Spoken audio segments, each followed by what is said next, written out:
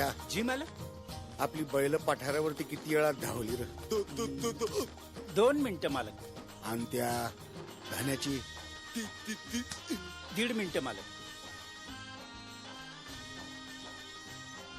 म्हणजे आता आपण हरणार. चंद्र कोरीवानी शिंग घट्ट पाषाणाच अंग. चंद्र कोरीवानी शिंग घट्ट पाषाणाच अंग.